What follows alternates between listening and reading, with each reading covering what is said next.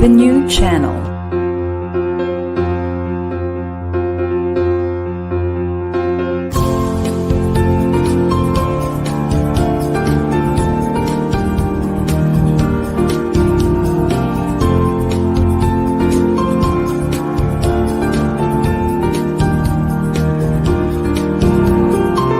The new channel.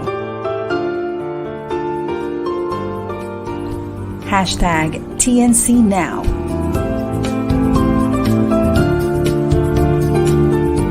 The views, opinions, and insights expressed in the following shows are those of the host, producers, guests, and viewers. They do not necessarily reflect the position of the channel. Viewer discretion is advised. Hello and welcome to the new channel. Our passion transforms a community that sees all things new. I'm Nato Agbayani, streaming live from Quezon City. Good evening and welcome to the new channel here on hashtag Para sa Bayan.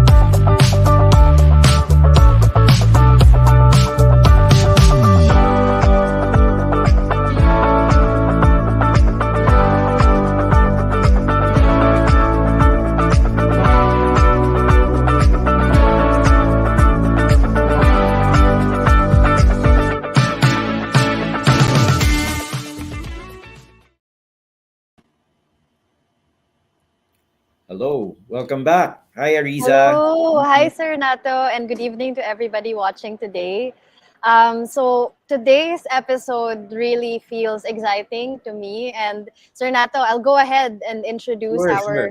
speaker and guest for today. So I'm so Right. happy to have the opportunity to invite him for the show because he is a colleague who I've seen developing his advocacy through the years, and I'm honestly personally so inspired about kasi nakita ko po yung organization nila start and then grow and then basically expand into different directions. And this person is no other than Marlon Julian Nombrado. So Marlon, my friend, is the co-founder of Out of the Box Media Literacy Initiative, or OOTB, a Philippines-based educational nonprofit that creates innovative learning tools and experiences that foster media literate Filipinos, something that's very important nowadays. Along with his organization, he was awarded first prize in the 2021 Global Media and Information Literacy Awards of Wow. the UNESCO MIL Alliance. He has published reference materials, taught in hundreds of workshops, and produced media campaigns on how to critically and responsibly engage with media for civic good. Marlon is also an alumnus of the International Visitor Leadership Program, or IVLP, the premier exchange program of the United States State Department for Emerging Foreign Leaders. Besides his work in OOTB, he also teaches media studies at the University of the Philippines Baguio. So, Marlon, welcome to the show. We're so happy to have you here. Welcome, Marlon. Hello, Is that Sir UP Nato, Baguio? Ariza. Yes, You're yes. teaching in UP Baguio. Yes, I teach in UP Baguio. Oh, Kakababa ko lang alright. actually from Baguio kanina. Nagbiyahe ako from Baguio papuntang QC ngayon. So I'm streaming from QC this evening. Good. Magandang Alright. gabi, Ariza, Sir Nato. Yes, evening. magandang gabi din sa'yo. And I think the first place we usually start with our conversations here at Para sa Bayan is to really ask our guests, anong hugot mo? Where is Yun. all of this push towards service and advocacy coming from? So tell us, how do you think that spark to create Out of the Box started? True. Right. The story started 8 years ago already. No, right after my friends and I, Sarah and Darlene, graduated sa UP Diliman. So we're all journalism students. We graduated in 2014. We're all coming from the same degree program, same organization. Nung pagka-graduate namin, medyo nagkaroon kami ng ng ano ba, separation anxiety from the usual grind of doing organization work when we were still students. So even before getting employed into our first jobs, naisip namin gumawa ng project where we can share what we learned in UP Masscom basically, no? So as journalism graduates, aside from the practical skills of writing, producing stories, malaking porsyento ng tinuro ng Masscom sa amin is yung critical engagement with what we watch, what we consume, the kind of news that we read. So those are the kind of topics that we really wanted to talk about in the first series of workshops that we organized. Kasi ang hugot talaga namin nung time na yon. Wala pa yung usapin ng fake news noong 2014. So, but we were very much familiar with issues of media bias, for example, of how certain news stories are slanted to support certain agenda, for example. So, yun, doon kami nagsimula, no? We really wanted to teach how to critically watch not only news articles, by the way, but we were also very interested with movies, with commercials, paano yung representation halimbawa ng gender sa mga products ng shampoo, no? So, initially we did a series of workshops targeted to college level students. And then eventually 2016 na introduce yung media and information literacy subject sa senior high school. So that's the time that we added to our main beneficiaries or targets yung teachers. Kasi nakita namin na kailangan talaga nating i-train not only the teachers of this specific subject but all teachers, no? Kung paano Yes. nga ba ituro yung media literacy sa ating mga kabataan today. Yun. So, very interesting, Marlon, kasi parang technically speaking, we have not had, well, most of my classmates in college, or I think my colleagues were also in mass communications, and well, my sisters came from UP as well, in mass communication. So parang I'm thinking, no, as media is taught these days, it's a lot different because when you're talking about journalism, you're taught to be objective, etc., etc. But um, let's just again call a spade a spade. Imagine mo nung time ng I won't call it during, I mean, during the time of President Duterte, or even prior to that, we had a lot of ano, shall we say, um, information that supports the current administration. 'Di ba? I don't mean to critique whether the administration is good or bad. That's not the point. But there were a lot of information that was really slanted towards favoring the current administration. And well, usually the people who do that are people also in the government media infrastructure. 'Di ba? So parang ganito, like if I were from, let's just mention it because we don't have ano naman no competitors here on TNC. Parang PTV4 or Philippine Information Agency or Philippine News Agency, well, that's within the range of the government infrastructure for media. So more or less, they would be practicing objectivity with a bit of a slant towards favoring government, di ba? Or the administration. But you could see a lot of private sector, or how do you call it? So-called independent sources that were favoring government. So, kasi we came from an era, ganon, an era where there was no press freedom, which is, I think we did that on EDSA analysis, di ba, Ariza? There was really nothing. Everything was government infrastructure or media infrastructure. There was no Facebook. There was nothing to balance it with except for alternative media and uh, ang tawag doon, underground media. So, Mm. ang hirap na. But now that it's so, shall we say, malaya or free, but you have the, ano, di ba, proliferation of, hindi nga niya sinusuppress yung freedom ng media, but it slants towards a specific bias, di ba? na very strong. Tama, How tama yan, Sir Nato. do you manage that? Which is to me, kasi noon, di ba, black is black and white is white. But now everything's gray. So how do you teach that? Di ba? Parang ganun. I don't know. Oo. What do you think, Marlon? Actually, let me bring up yung isa sa mga topics that we always like to talk about in our workshops, no? Yung concept ng post-truth. You probably are familiar with it as well, no? Kasi Yes. kasabayan nung pag-uso ng term na fake news noong Uh, 2016, naging interest din to ng maraming mga media scholars and political scientists, yung mm, notion ng post-truth. Na ang mm, ibig sabihin, people make decisions not based on facts, but based on personal beliefs and appeal to emotion, no? yeah. So I think that's a very unique quality of our information landscape today Mm, compared to what Sir Nato was describing before, no, during the mm, martial law era, na ibang-iba pero um, mahirap ikumpara kasi nga magkaiba siya. Pero sa experience natin ngayon, there are really unique strategies that we have to think about in order to teach people about, say, for example, determining the reliability of a specific information. No, actually, in out of the box, aside from teaching our students the basics, the fundamentals of fact checking, we're also trying different approaches where, for example, we really make sure that our students reflect on their own biases and how these biases affect the way they interact with media. No, hindi enough na basta alamin mo lang yung fake tsaka yung fact.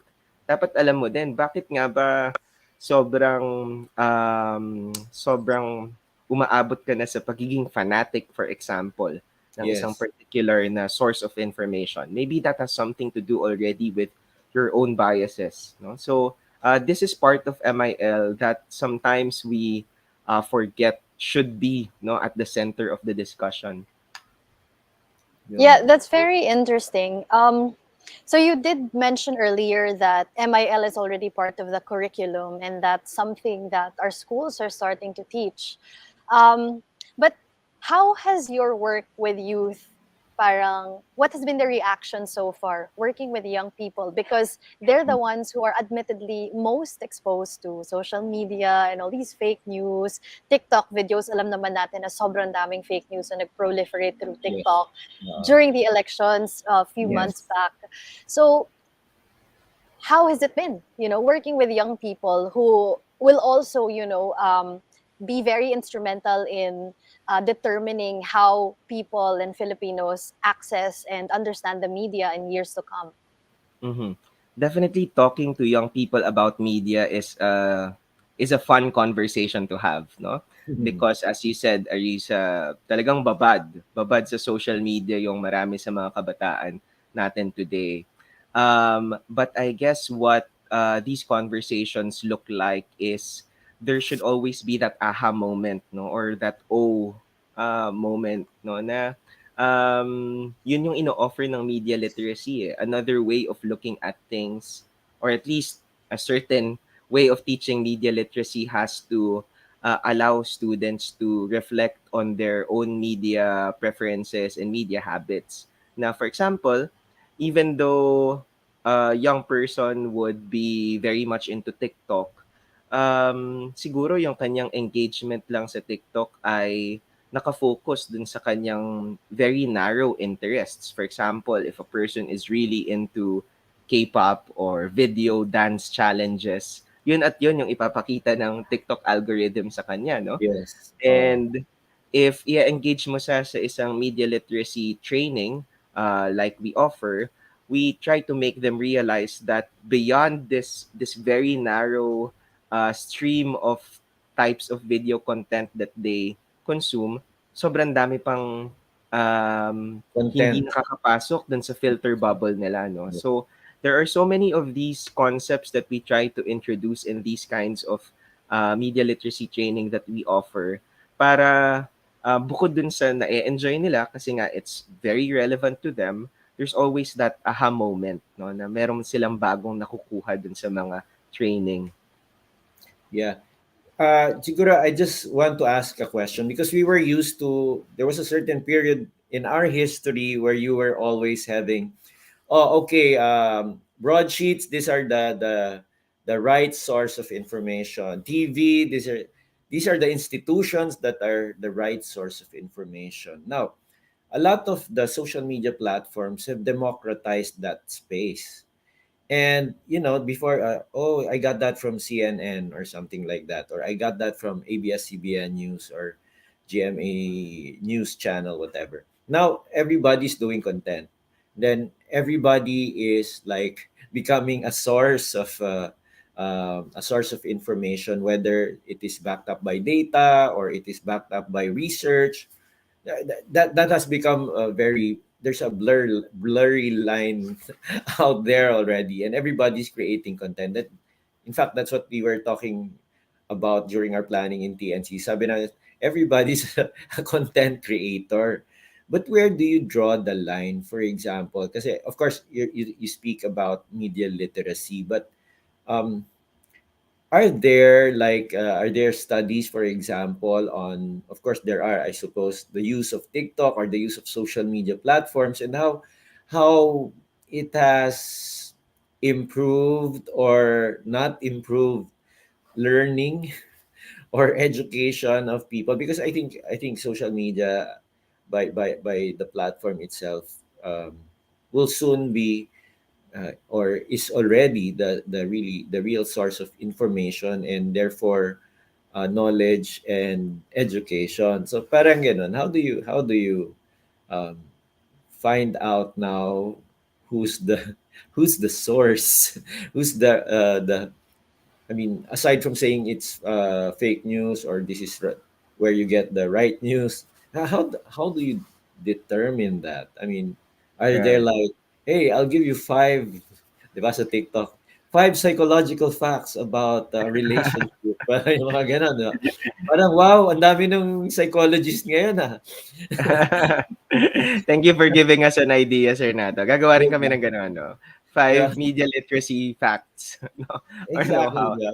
Pero tama yun, Parang, ang dami nating puwedeng himayin din sa shinare ni Sir Nato, 'no, na one of which is yung pag-collapse nga ng, tinatawag natin na gatekeeping, function, yes, 'no, or authority ng mga tinatawag natin na mainstream or legacy, media, 'no? Ito yung mga, naka-establish na ng, credibility, ng reputation because of the rise of internet. Ito nga yung ginagamit natin na term, 'no? It has democratized so many things, and one of which is yung access natin to information. Nung nagsisimula yung internet, all of the media scholars, or at least most of them, were very, very optimistic about it. That because of this democratization, no, if you still recall yung context ng Arab Spring, how Facebook, how social media was used to um, start revolution, no, sa Arab world. Pero after nun, after a few years, biglang naiba na yung tono, no? We now reach a point na information overload na, and how this information overload hasn't really translated into knowledge. So I true, think what a lot of media literacy scholars are saying right now is we have to emphasize that, no, that information does not equate to knowledge, na hindi ibig sabihin na may access yung tao sa napakaraming impormasyon ay automatic magiging matalino sila. And this is where media and information literacy really comes in, no? How do you translate yung information na accessible sa tao into useful knowledge, and not only knowledge for knowledge sake.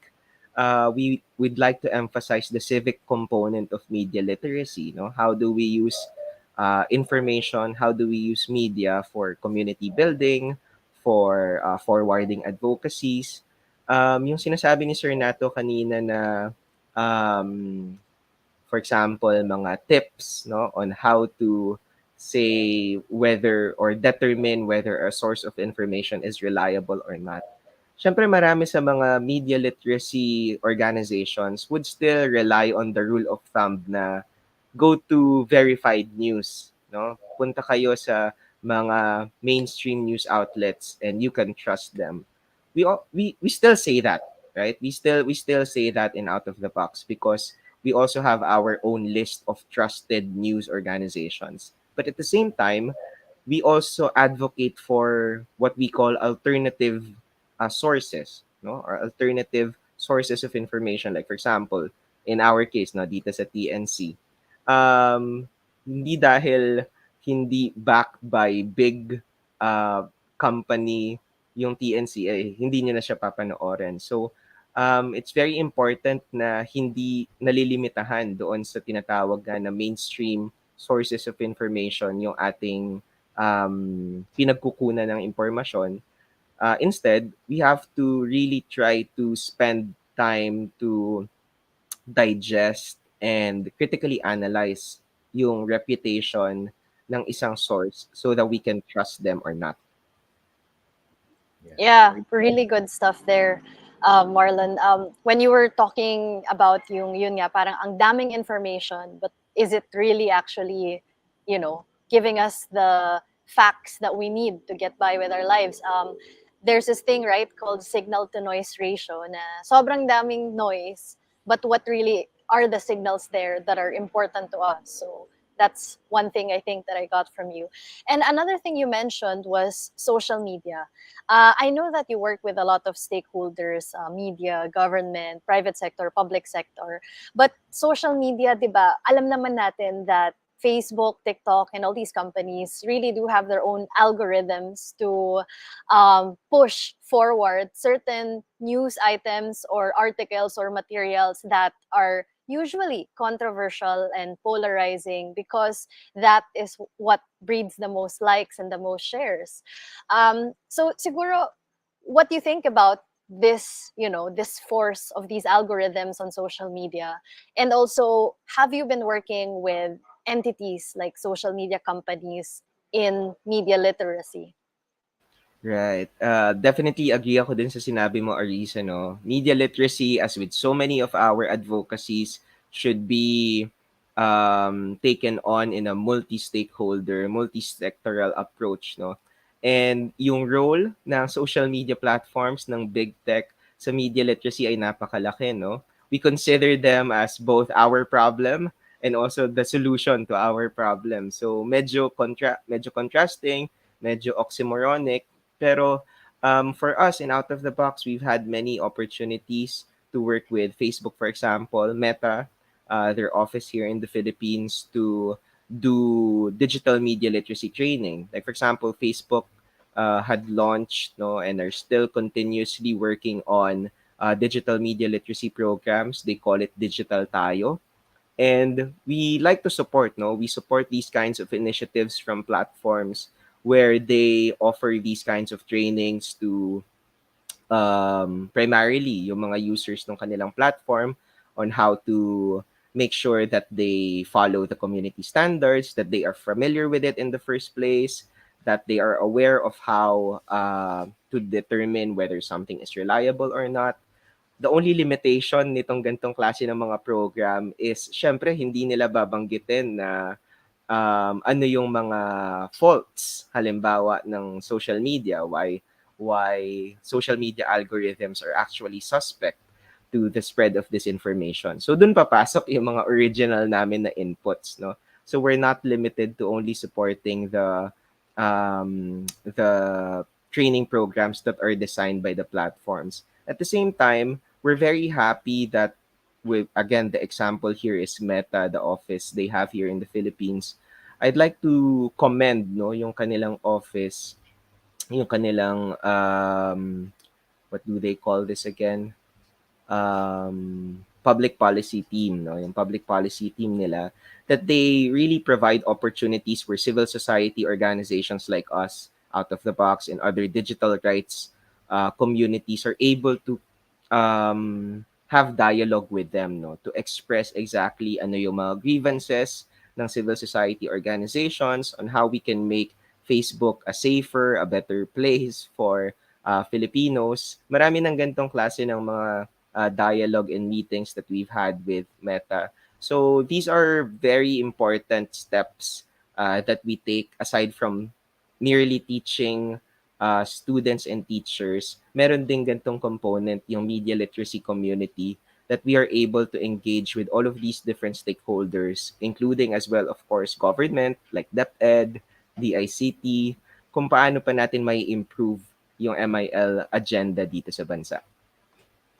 And I'm sure Sir Nato has more questions, pero gusto ko lang i-point out na kanina you commended Facebook, and I think that's good because I think even when we're working in situations or circumstances that we have partners who maybe could also be the source of the problems we face, parang we have to understand that these institutions are not monoliths. Kahit ano namang organization, you know, there are good people, there may be not so good people, there are good practices, there are not so good practices. And I do commend organizations like Facebook or Meta that are starting to realize that grabe and sobrang varied and diverse ng impact ng social media to our lives. And maybe now is the time for them to be more proactive, to understand what those effects really are, and to steer the platform towards directions that hopefully will be good for humankind. So I just wanted to put it out there so people can understand as well that, you know, whenever you log on to Facebook, there are also people there on the other side of the screen, you know, coding those algorithms and creating those interfaces and everything. And we can work with them to, you know, change things. So yeah, thanks for that, Marlon. I think, Arizza, the important thing is that the dialogue is the communication lines are open, diba? Between the big institutions that really influence in a very great way in terms of algorithm and even AI and machine learning, all this, kasi in itself, it's also an institution, diba? And a stakeholder at the same time, because their sustainability is also dependent upon the users, no? So, maybe later, we're about to go into a break, but maybe siguro my concern is really I think there's a very big, shall we say, a very big value that media information literacy needs to throw out there, no, which is basically the creation of social impact for good and building communities, as you said earlier. So maybe later we'll deep dive more into that. We will just go right into a break so we can we can get our messages out there. Especially Arizza is going to join the GWWR, our Global Women Who Rule conference, which is happening on March 25. So we'll go right into a break, and we'll see you later, Marlon and Arizza.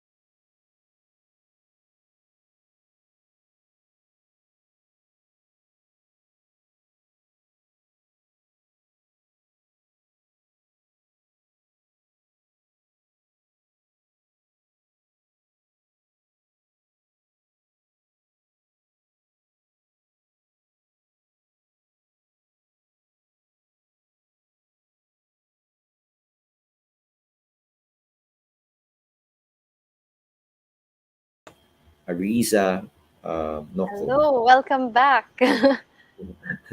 Ayun no, nakamute. Yes. So ang dami ko nasabi, pero at least visual naman. Yes, So yes. It was all there naman po. it Okay was lang. all there. Sayang, kaya lang for the HIs, the hearing impaired, medyo nagka-problema tayo doon. But anyway, keep watching TNC here, hashtag para sa bayan, of course, all our other shows. Yon. Okay, Ariza, let's get back to our host, to our guest. Yes, let's bring back Please. Marlon. And grabe nagulat po ako, Sir Nato, na naka 30 minutes na po tayo kasi parang nakaka-4 or 5 pa lang tayo na questions. And Kaya nga, napakaganda ng usapan eh. At I mean, actually, this is usually the case para sa bayan na there's yeah, really not enough time to discuss everything we want to discuss. But I think going from the break, Marlon, I yeah, want to learn more about out of the box. I mean, I know a lot about it already. I follow you on yeah, social media. I follow your newsletter.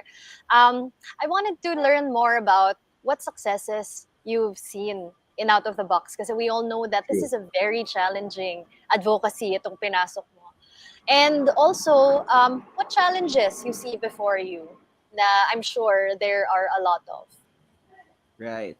In terms of successes, I guess I want to start with the projects that we did during the period of the pandemic. No, obviously a very challenging time for many civil society organizations. When COVID-19 hit, we also had to redirect our efforts to the more relevant problem at that time, no, which is of course the lockdowns, the spread of COVID-19 misinformation, and the shift to remote learning. So noong 2020, we did this project called EWAS Fake, Remote Learning Resources, where we produced, obviously, remote learning resources for teachers and students so they can talk about this information inside their classrooms. And at that time, so many of our teachers were grappling with available materials on this very important topic because let me just point it out, no, doon po sa MIL curriculum that was published by the Department of Education in 2016 and is still being implemented until today, wala talagang nakasulat doon tungkol sa disinformation, no? That teachers do not necessarily have to teach about disinformation or fake news unless they are interested in this topic or that they find it important in the class. So, nung pumasok po tayo sa pandemic, we made it a point that this is the topic that MIL teachers have to teach in their classroom. So we produced many resources. Aside from that, we also produced this book, the one that you're seeing in my background. Out of the box worked with our colleagues from the IVLP, no, sa International Visitor Leadership Program ng US State Department, where we published this MIL for Democracy Handbook, which of course, same objectives. We try to help our Filipino teachers learn all of these other topics that are not necessarily available to them, no, contextualize it in the experience of Filipinos. Pag-usapan natin yung press freedom batay sa karanasan natin dito sa Pilipinas. Pag-usapan natin yung digital security, digital safety sa konteksto ng Pilipinas. So, I think these are the successes that we are very proud to tell our friends, no, when it comes to the work that we do in Out of the Box, how we are able to reach Filipino teachers and students, and how we are able to empower them to not only say, for example, learn from the very materials that we produce, but they themselves, no, we do a lot of competitions for students, for example, no, na kung saan yung mga students, yung mga kabataan, gumagawa sila ng mga media content and media campaign that offer alternative and new messages. These are all part of the projects that we do that I think we're very, very happy that we've had successes in. Ay, may isa pa palang tanong si Ariza, no, tungkol naman din sa challenges. Yes, No, challenges naman. right, So Yeah. apart challenges from that the we are successes facing. you've had, yes. Challenge yung gobyerno natin ngayon. Na-delay pa ako, iniisip ko sasabihin ko. It's a challenge, I think, because for us, the information environment that we have today is very much politicized in terms of whether you are pro Marcos or anti Marcos, no? Merong pag-aaral na ang title ay Parallel Public Spheres ni Professor Jonathan Ong, which is about the 2022 national elections. Na kung saan pinag-usapan nila doon na noong nakaraang eleksyon, para bang merong dalawang Pilipinas, no? Merong isang pro Marcos tapos may isang anti Marcos or the other camp, no, yung mga kakamping halimbawa. And this is a challenge for us in media literacy because obviously talking about these conversations is important to us in order to have a robust and working democracy. But because of the memes, because of the hate speech, because of all these propaganda movies that are being produced left and right, it makes it difficult to talk about these topics in a space that is empowering.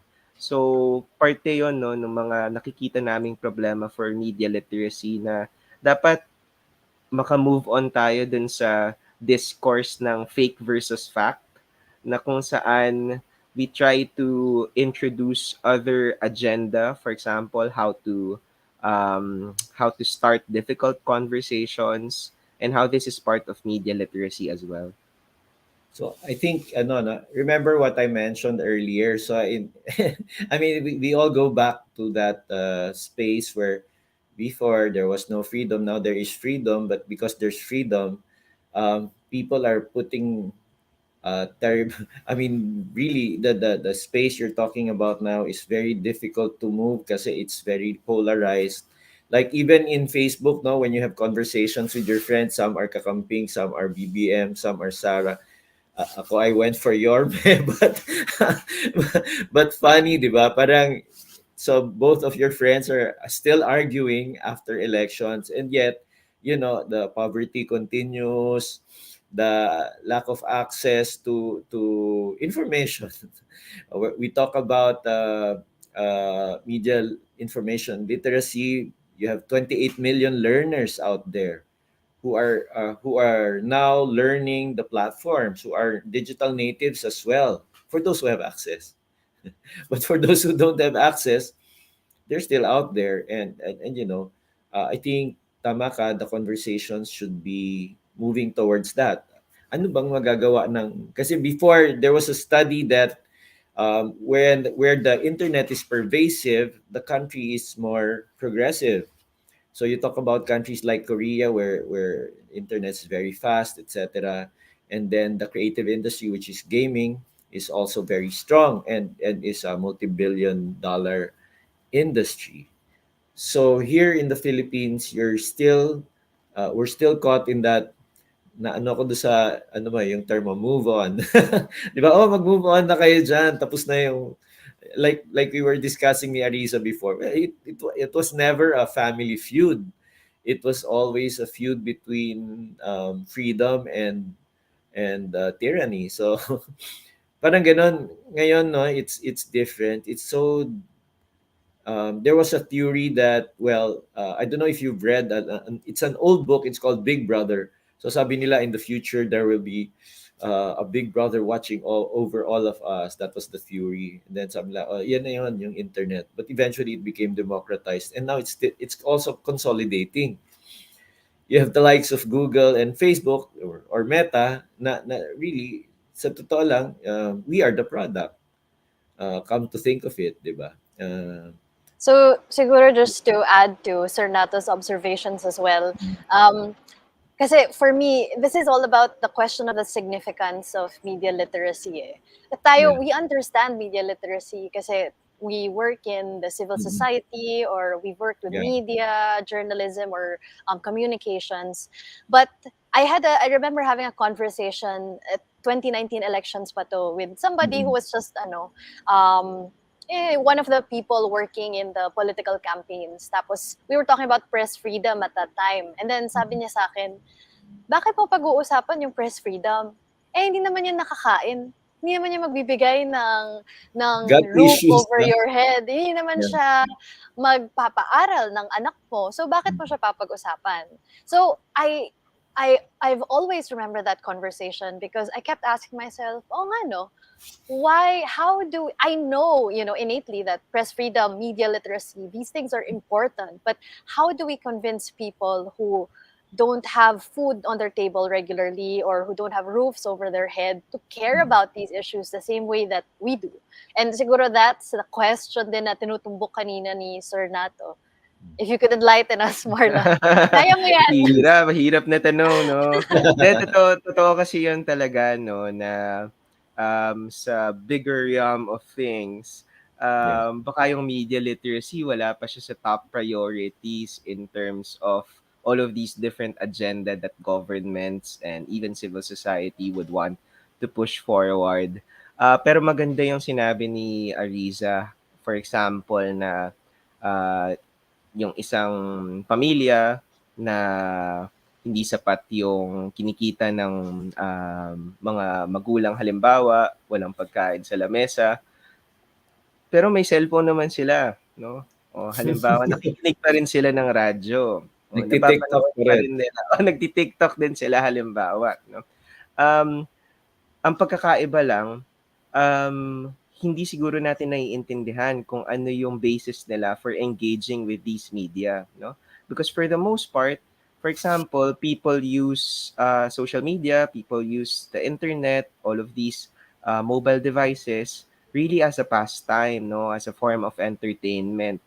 Um, and maybe there's really not a very strong consciousness in terms of the influence or the effect of these media messages, of these media practices to their lives. And that is what we try to do, no? Well, first, we have to really understand ano ba yung current na needs and values ng mga Pilipino. At pag sinabi nating mga Pilipino, dapat very nuanced yung understanding natin, no? Na iba-iba talaga, no? Iba yung karanasan ng isang middle class na nakatira sa urban area, na nakapag-aral halimbawa, at ibang-iba ito sa isang Pilipino na nasa rural area na agriculture halimbawa ang pinagkukunan ng source of income and so on and so forth. So, iba't iba yung mga needs, yung values, yung media preferences, media behaviors. And so the challenge is, paano tayo makakapag-design ng mga media literacy intervention na very well targeted, no? Kasi ngayon sa konteksto actually ng social media, everything is very targeted, no? Na Yes.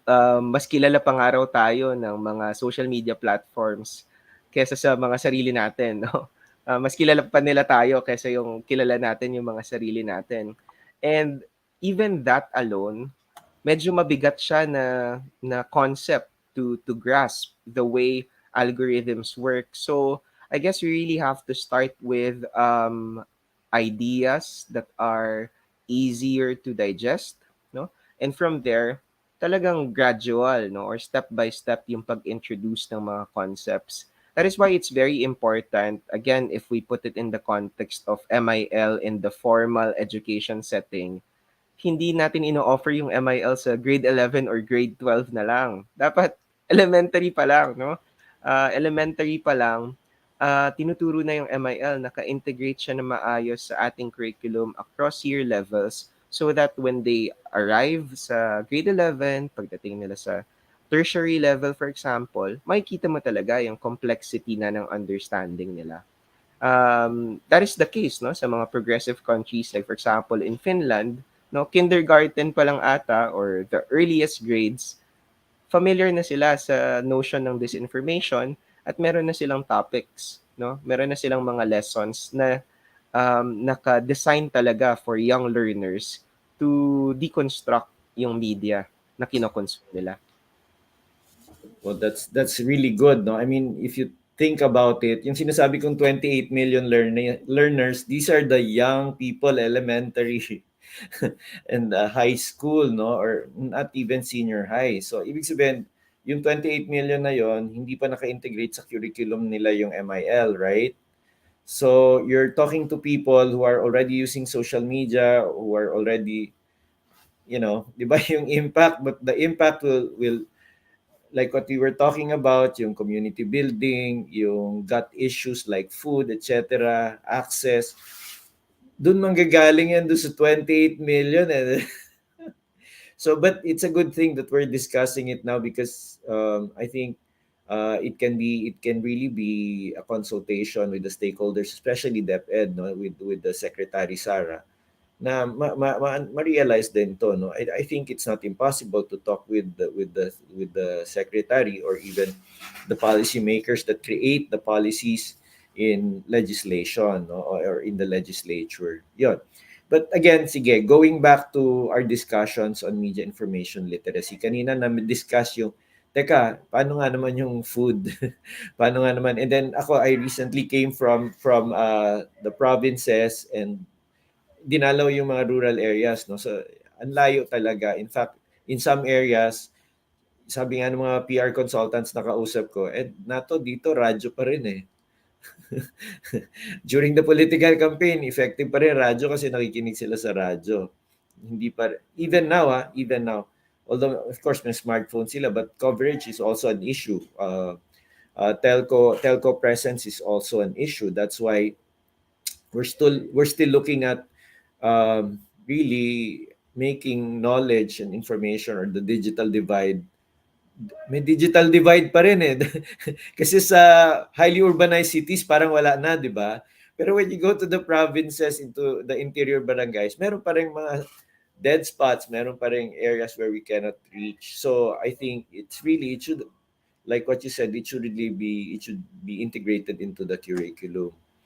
Arizza, any question before? Yeah, kanina 'di ba nagtanong ako kung paano natin maipapahayag sa mga kapwa nating Pilipino na napakahalaga ng media literacy. And I just randomly remembered na nung bata tayo, Marlon, and of course nung mas bata si Sir Nato kasi bata pa rin siya ngayon. 'Di ba meron si Ernie Baron on TV? Yeah. Tapos parati niyang sinasabi, knowledge is power. And feeling ko that's one way to approach it, to not to position media literacy as parang a reactive tool that helps you filter through information, but to position it as an empowering tool that people can use to upgrade their lives. At for me, parang turning that thought around on its head, parang I think is really good to help people na parang sasabihin mo sa kanila, oh, okay, meron kang literacy kasi marunong kang magbasa ng libro.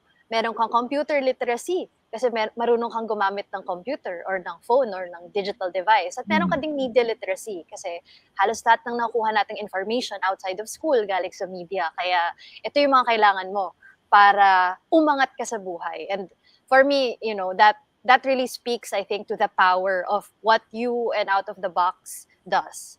But I also have a question regarding how you see your organization moving into the future, because there are so many new developments these days, like Chat GPT, the metaverse, right? People moving into virtual realms using virtual reality, augmented reality, and even in the Philippines, so many GCash users, may mga digital banks na, even our national ID system is digital, yung PhilSys, di ba? So meron na tayong mga e-Phil ID, hindi na lang siya physical na ID.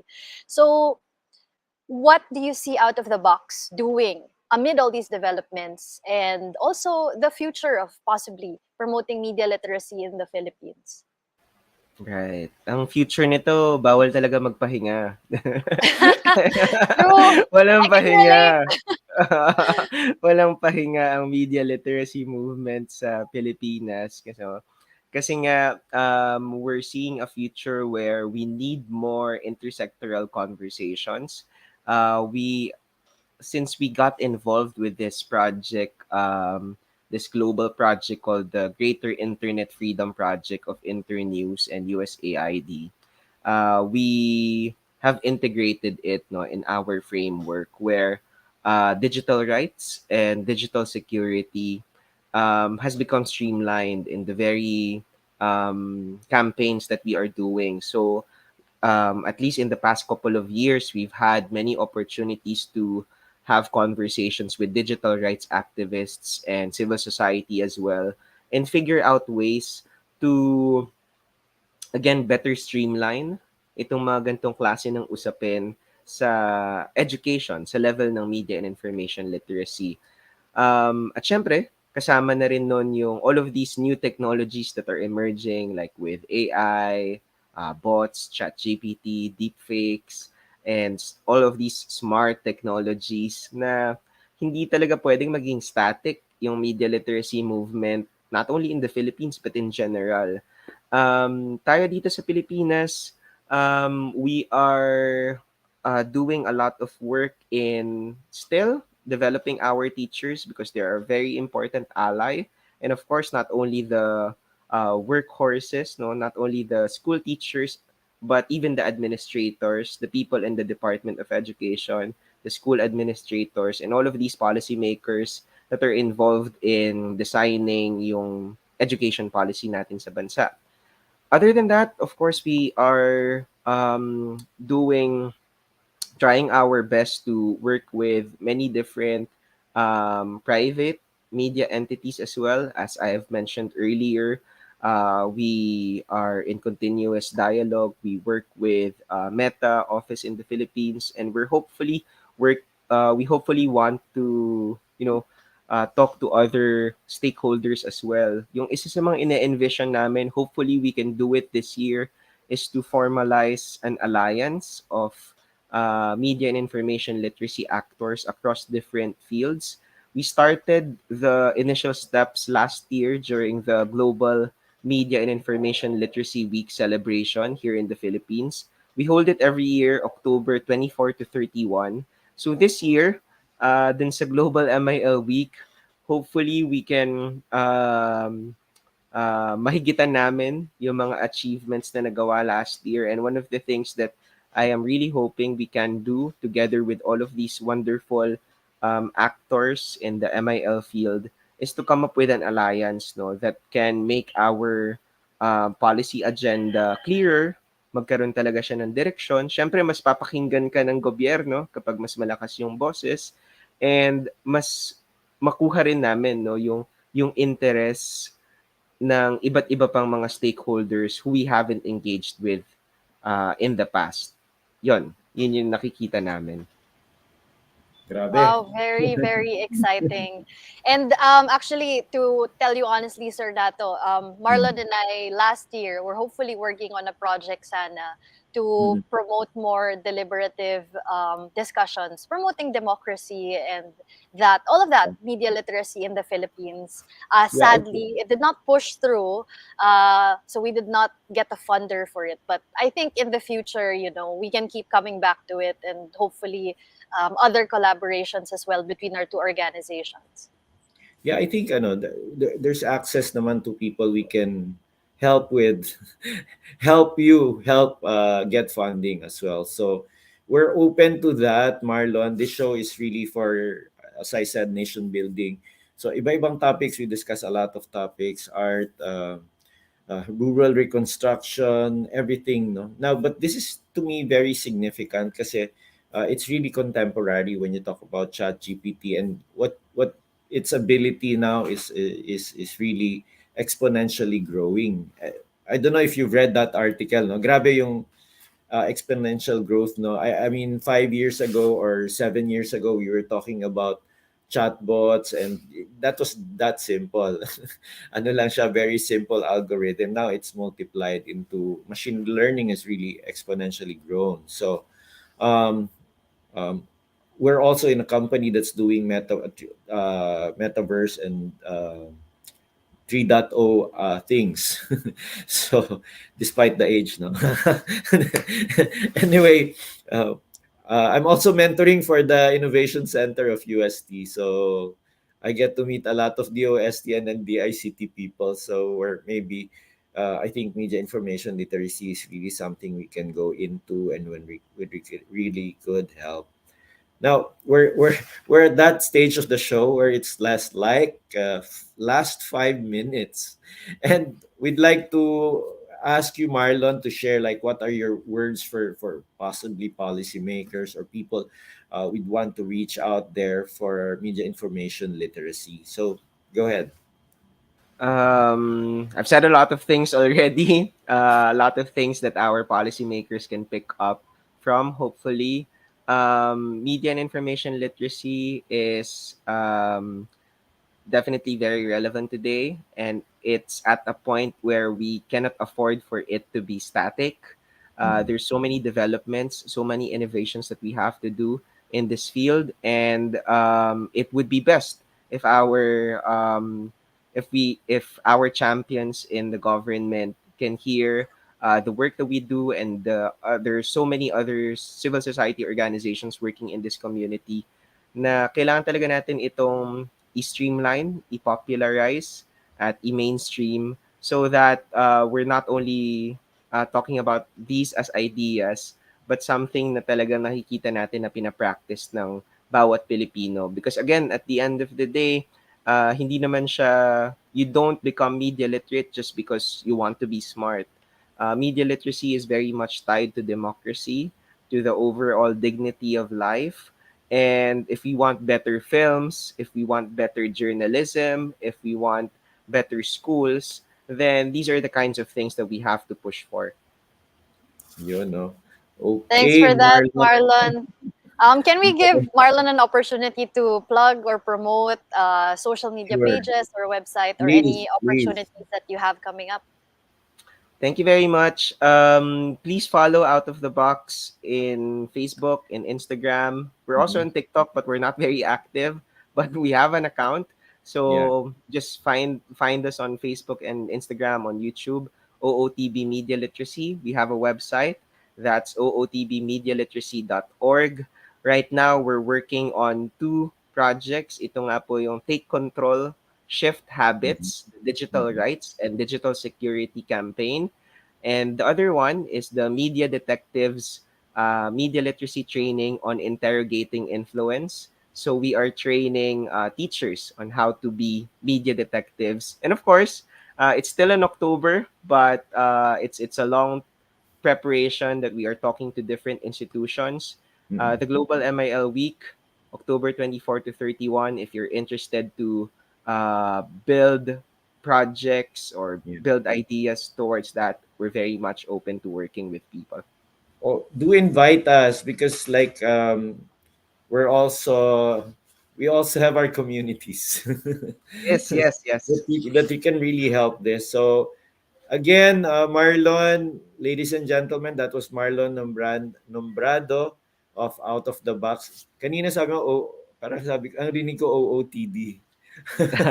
Yun naman yung basis niya. Yeah.